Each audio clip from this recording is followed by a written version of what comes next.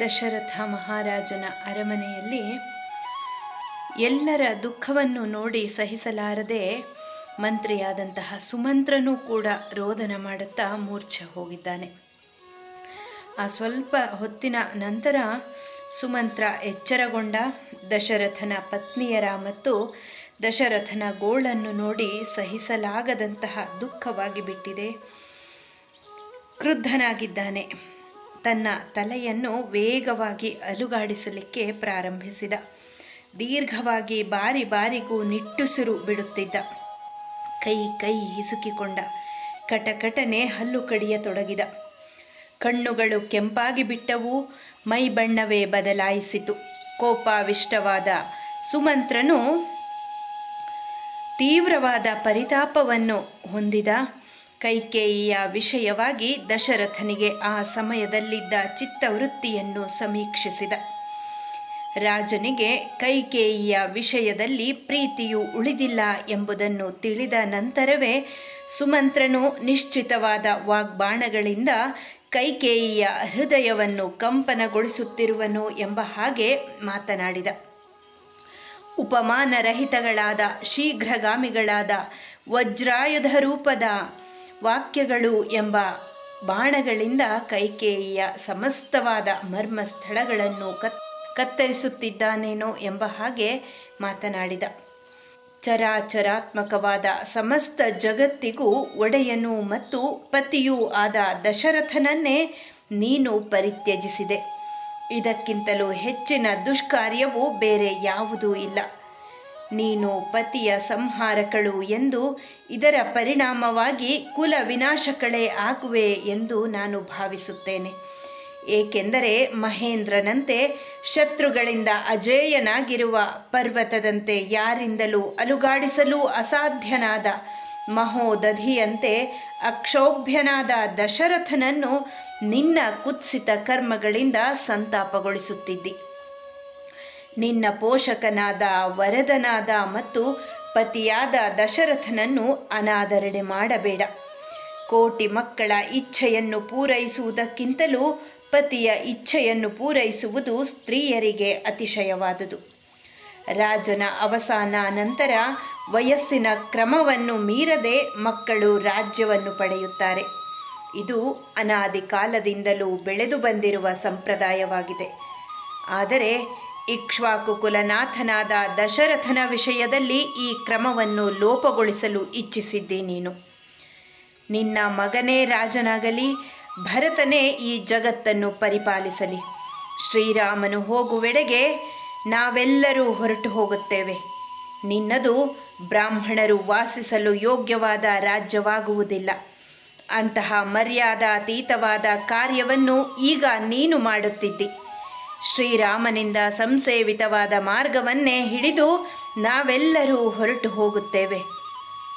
ಬ್ರಾಹ್ಮಣರಿಂದಲೂ ಬಂಧುಗಳಿಂದಲೂ ಸತ್ಪುರುಷರಿಂದಲೂ ಪರಿತ್ಯಕ್ತಳಾದ ನೀನು ರಾಜ್ಯ ಲಾಭದಿಂದ ಯಾವ ಸಂತೋಷವನ್ನು ಪಡೆಯುತ್ತಿ?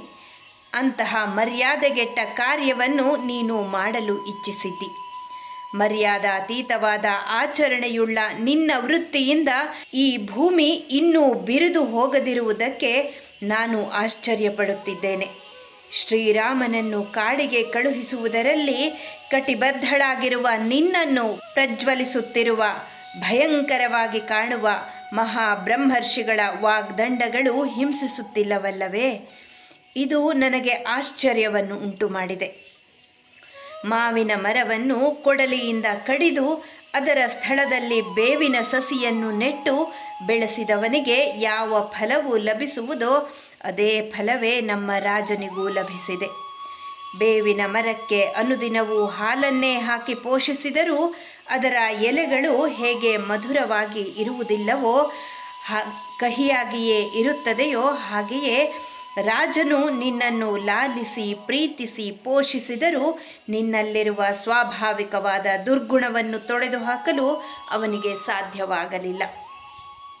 ನಿನ್ನ ತಾಯಿಯಂತೆಯೇ ನೀನು ವರ್ತಿಸುತ್ತಿರುವುದರಿಂದ ಈ ನಿನ್ನ ದುಷ್ಟ ಸ್ವಭಾವವು ಕುಲಕ್ರಮವಾಗಿ ಬಂದಿರುವುದು ಎಂದೇ ಭಾವಿಸುತ್ತೇನೆ. ಬೇವಿನ ಹಣ್ಣಿನಿಂದ ಜೇನುತುಪ್ಪವು ಸುರಿಯುವುದಿಲ್ಲ ಎಂಬ ಗಾದೆಯು ಲೋಕದಲ್ಲಿ ಪ್ರಸಿದ್ಧವಾಗಿದೆ. ನಿನ್ನ ತಾಯಿಯ ಮೊಂಡುತನದ ವೃತ್ತಾಂತವನ್ನು ನಾವು ಕೇಳಿದ್ದೇವೆ. ನಿನ್ನ ತಂದೆಗೆ ವರದನಾದ ಸಾಧು ಒಬ್ಬನು ಉತ್ತಮೋತ್ತಮವಾದ ವರವೊಂದನ್ನು ಅನುಗ್ರಹಿಸಿಕೊಟ್ಟನು. ಆ ವರದಾನದ ಫಲವಾಗಿ ಆತನು ಪ್ರಪಂಚದಲ್ಲಿರುವ ಸಕಲ ಪ್ರಾಣಿಗಳ ಭಾಷೆಯನ್ನು ತಿಳಿದುಕೊಂಡನು.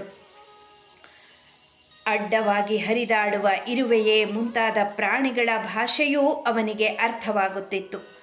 ಒಂದು ದಿನ ಮಹಾ ತೇಜಸ್ವಿಯಾದ ರಾಜನು ಹಾಸಿಗೆಯಲ್ಲಿ ಮಲಗಿದ್ದಾಗ ಮಂಚದ ಕೆಳಗೆ ಹರಿದು ಹೋಗುತ್ತಿದ್ದ ಪ್ರಾಣಿಗಳ ಕೂಗನ್ನು ಕೇಳಿ ಅದರ ಅರ್ಥವನ್ನು ಗ್ರಹಿಸಿ ಪಕಪಕನೆ ನಕ್ಕನು. ಇದೇ ಹಾಸಿಗೆಯ ಮೇಲೆ ರಾಜನ ಪಕ್ಕದಲ್ಲಿಯೇ ಮಲಗಿದ್ದ ನಿನ್ನ ತಾಯಿಯು ನಿನ್ನ ತಂದೆಯು ಇದ್ದಕ್ಕಿದ್ದಂತೆಯೇ ನಕ್ಕುದನ್ನು ಕಂಡು ತನ್ನನ್ನೇ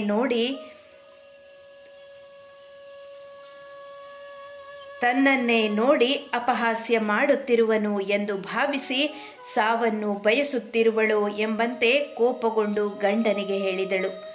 ನಿನ್ನ ನಗುವಿಗೆ ಕಾರಣವನ್ನು ತಿಳಿಯಲು ಬಯಸುತ್ತೇನೆ. ಅದಕ್ಕೆ ಉತ್ತರವಾಗಿ ರಾಜ ಹೇಳಿದ, ದೇವಿ, ನಿನಗೇನಾದರೂ ನಾನು ಈ ವಿಷಯವನ್ನು ಹೇಳಿಬಿಟ್ಟರೆ ನನಗೆ ಒಡನೆಯೇ ಮರಣವು ಸಂಭವಿಸುತ್ತದೆ. ಅದಕ್ಕೆ ನಿಮ್ಮ ತಾಯಿಯು ಹೇಳಿದಳಂತೆ, ನೀನು ಬದುಕಿಯಾದರೂ ಬದುಕು, ಸತ್ತಾದರೂ ಸಾಯಿ, ಅದು ನನಗೆ ಮುಖ್ಯವಲ್ಲ. ನನ್ನನ್ನು ನೋಡಿ ನೀನು ಅಪಹಾಸ್ಯ ಮಾಡಿಲ್ಲವೆಂದು ನನಗೆ ಮನವರಿಕೆ ಆಗಬೇಕು, ಇದು ಮುಖ್ಯ. ತನ್ನ ಪ್ರೇಯಸಿಯು ಹೀಗೆ ಹೇಳಲು ಮುಂದೇನು ಮಾಡಬೇಕೆಂಬುದನ್ನು ತಿಳಿಯದೆ ಕೇಕೆಯ ರಾಜನು ತನಗೆ ವರವನ್ನಿತ್ತ ಸಾಧುವಿಗೆ ಎಲ್ಲ ವಿಷಯಗಳನ್ನು ಯಥಾವತ್ತಾಗಿ ತಿಳಿಸಿದನು. ವರದನಾದ ಸಾಧುವು ರಾಜನಿಗೆ ಆ ಸಮಯಕ್ಕೆ ಯೋಗ್ಯವಾದಂತಹ ಈ ಸಲಹೆಯನ್ನು ನೀಡಿದನು.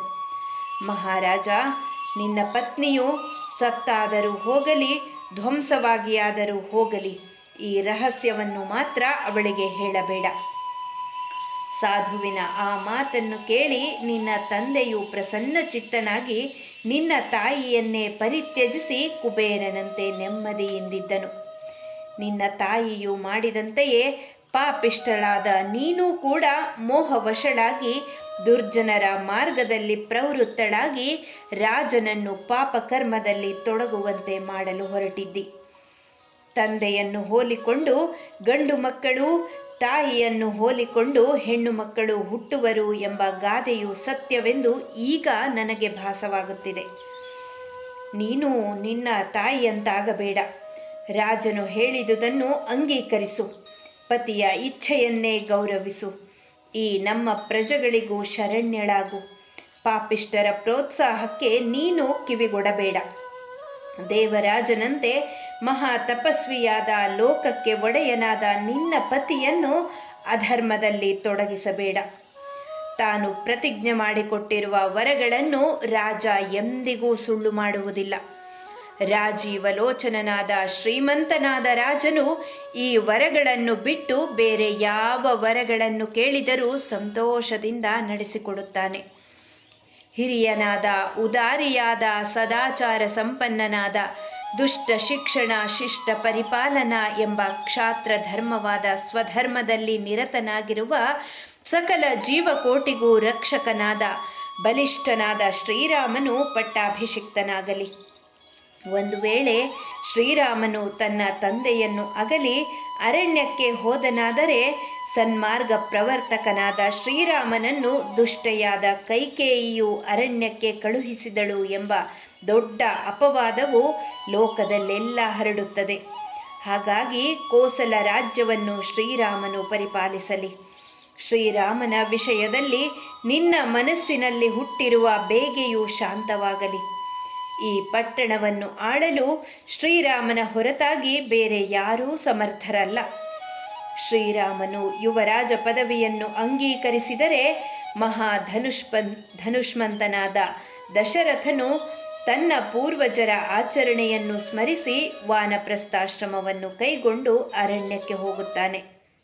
ಹೀಗೆ ಸುಮಂತ್ರನು ತುಂಬಿದಂತಹ ಆ ಸಭೆಯಲ್ಲಿ ಕೈಜೋಡಿಸಿಕೊಂಡು ಸಾಂತ್ವನ ಪೂರ್ವಕವಾದ ಮಾತುಗಳಿಂದಲೂ ತೀಕ್ಷ್ಣವಾದ ಮಾತುಗಳಿಂದಲೂ ಕೈಕೇಯಿಯ ಮನಸ್ಸನ್ನು ಕ್ಷೋಭೆಗೊಳಿಸಲು ಪ್ರಯತ್ನಿಸಿದ.